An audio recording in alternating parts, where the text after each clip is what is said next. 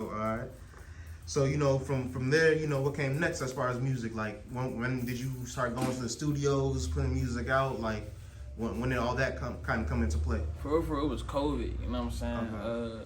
But that's a big gap, though. That's a huge gap. So, like, he was in high school, he wasn't doing nothing like that? I ain't stepped in the studio till 2-3 years ago for like, really get into the studio and really start owning and practicing my craft for about 2-3 years ago. Okay, so it was during COVID, during quarantine. Yeah, because like you hear a lot of, especially when you're trying to be a musical artist, you hear a lot of naysayers all the time. You can't do it, the chance is slim, you can never, ain't no point in trying all that good stuff. And for those first 2-3 years, that was really getting to me. Yeah. But then, like I said, I started noticing a lot of people dying, like, my man's like I said, the dude I grew up with, you know what I'm saying? I ain't gonna sit here and act like we was crazy close enough like that, but we was kids together, we played on the same football team, played on the same basketball teams, had classes together, all that stuff. And this was from like 2nd grade to like 8th grade, so I knew him decently, you hear me? Yeah.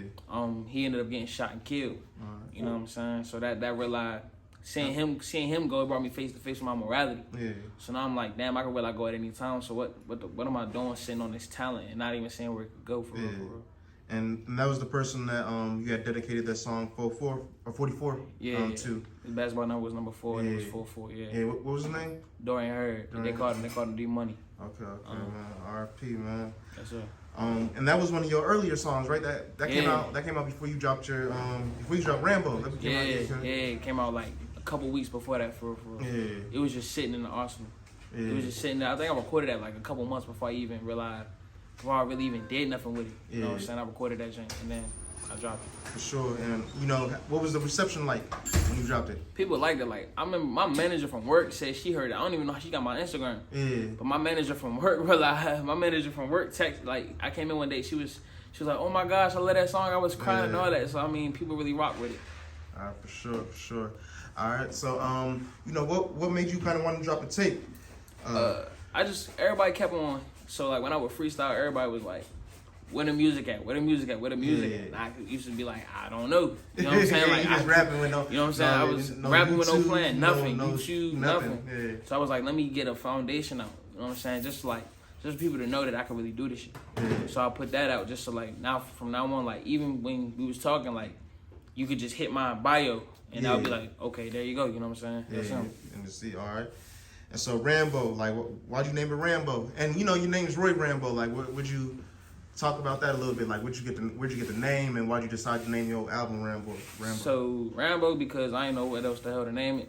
Yeah. So that's why I just named the tape Rambo. Yeah. And then we was like, my name Roy. When I was a kid, me and my father loved the Sylvester Stallone movies. Yeah. So from Rocky, and then we always watched Rambo. Yeah. So me and my pops just always watched that joint. So I just said RoyRamboe, and I was actually finna change it.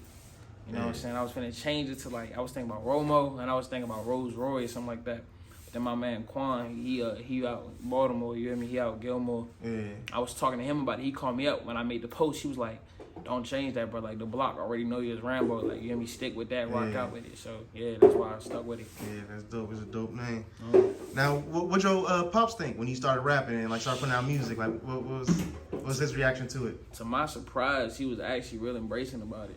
Oh, for real? To my surprise, you know what I'm saying? Because I feel like, you know how when parents get older, I guess, and they start realizing things and seeing things, like, my pop's one of those dudes that as he got older, his mind started opening. Because it reminds me from a small country town. Yeah, exactly. So everything, when he came up here, was an experience. Yeah. You know what I'm saying? So now hearing me rapping, hearing what I'm talking about, and hearing what I'm doing, and he see that I like it, like, he actually open to it for the most part.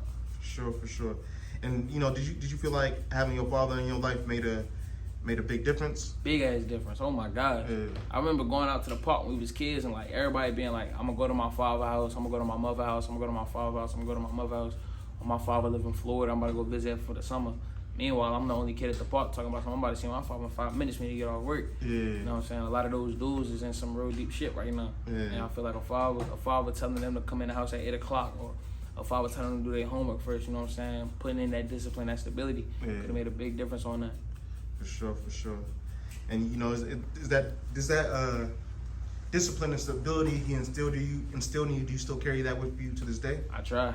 Okay. I just got carried in a different way because, you know what I'm saying, like, I'm not in PG no more. I was born and raised in PG, but I'm not there no more. Yeah. You know what I'm saying? I'm in Baltimore. You know what I mean? It's a way different playing field out that way.